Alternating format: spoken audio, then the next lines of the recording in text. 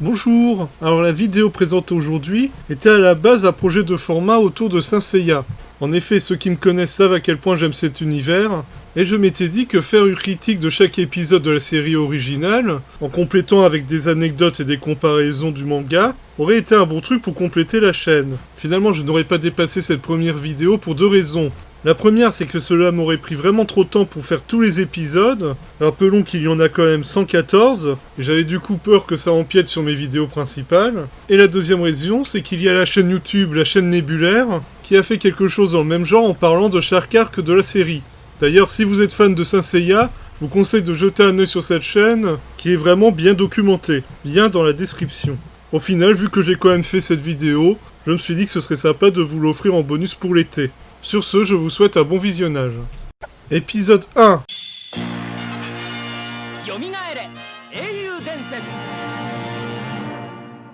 Voici donc l'épisode qui introduit la série, ainsi que les Galaxian Wars. Une courte période qui va de ce premier épisode jusqu'à l'apparition des Chevaliers Noirs dans l'épisode 7. Et on peut dire que la série ne perd pas de temps, nous mettant directement dans l'action via le tournoi galactique et ce combat entre Jabu de la licorne et Ban du petit lion. Séquence qui montre déjà la violence dont pourra faire preuve la série et qui se permet quelques effets de mise en scène, comme ce 180 degrés autour de Saori. Dans le manga, on était introduit à l'histoire par des touristes qui voyaient Seiya tomber à leurs pieds comme une comète, suivi d'une vieille personne qui expliquait ce qu'étaient les chevaliers d'Athéna. L'intro de l'anime a au moins le mérite de mettre directement au cœur de l'action, d'autant que ces trois personnages ne réapparaîtront plus du tout du manga. Bref, le tournoi intergalactique a comme pour premier prix l'armure d'or. On apprend qu'il manque l'armure de Pégase, ce qui est l'occasion de voyager jusqu'en Grèce, où Cassios et Seiya s'apprêtent à s'affronter pour obtenir l'armure de Pégase. Tous ceux qui ont vu cet épisode à l'époque de sa première diffusion, où la série était peu censurée, se souviennent de sa violence, notamment avec Cassios qui se fait couper l'oreille. Eh bien le manga allait plus loin, n'hésitant pas à montrer que Cassios avait déjà décapité ses précédents adversaires. Cette scène est absente dans la série animée. Cette dernière par contre ajoute une scène absente du manga, où l'on voit que Cassios n'hésitait pas à brutaliser Seiya quand il était plus jeune. Oui, les séries de cette époque n'avaient pas peur de martyriser les enfants.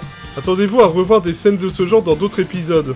Seiya, ayant réussi à développer son cosmos, arrive à battre facilement Cassios, et remporte donc l'armure de Pégase. Notons qu'Aliolia fait partie du public dans le manga. Il n'apparaîtra qu'un peu plus tard dans la série. Donc Seiya remporte l'armure, mais le grand peuple qui a organisé le tournoi fait comprendre à Seiya qu'il ne devra pas revêtir cette armure dans un but personnel. Cependant, malgré le fait qu'il ait gagné l'armure, Seiya ne sera pas au bout de ses peines. En effet, Shaina, celle qui a entraîné Cassios, ne supporte pas la victoire de Seiya, et a bien décidé de récupérer l'armure de bronze. Malgré une fuite ponctuée de gags ici et là,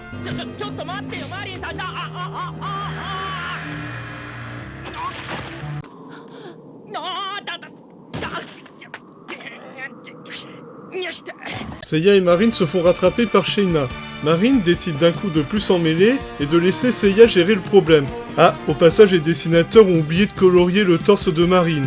Évidemment, Seiya n'emmène pas large devant Shaina. Après avoir subi une rouste et fait une chute de plusieurs mètres, Seiya finit par se décider à mettre l'armure de bronze. Nous avons là un changement de l'anime qui ira influencer le manga plus tard. En effet, si dans l'anime, l'armure se colle automatiquement au corps du héros, ce n'est pas le cas dans le manga, où ils doivent mettre les parties des armures par eux-mêmes. Kurumada semble avoir apprécié ce changement vu qu'on le retrouvera dans le manga par la suite.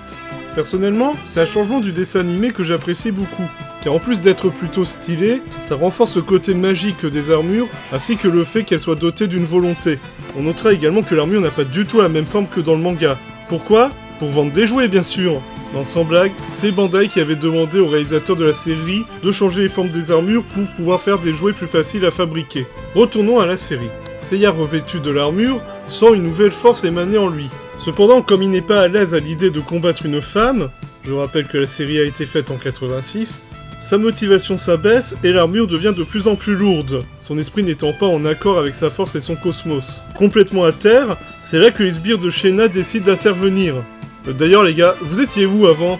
Non, parce qu'il y a quelques minutes, vous suiviez vraiment de près Seiya et Marine. Bande de planqués, va.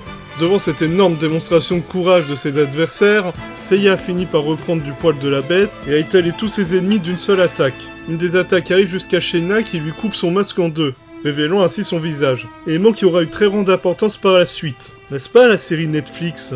Shena le laisse partir, mais le met en garde que la prochaine fois elle aura son armure et se montrera sans pitié. Seiya dit au revoir à Marine et repart pour le Japon. Notons encore une différence avec le manga, alors que Seiya est en train de partir, on voit Marine son masque à la main. Est-ce qu'elle a enlevé alors que Seiya a le dos tourné, ou bien avant pour lui montrer son visage? Mystère. La série quant à elle a décidé que Marine n'a pas montré son visage à Seiya, ce qui n'est pas une mauvaise idée quant à la suite de l'histoire. Il n'y a pas grand chose à dire sur ce premier épisode. On explique clairement et rapidement les concepts de la série, on a un enjeu avec la présence du tournoi galactique et l'armure d'or en ultime prix, et on a déjà eu bonne idée de l'ambiance de la série. Bref, c'est un bon épisode d'introduction. Sur ce, je vous donne rendez-vous pour la critique du prochain épisode.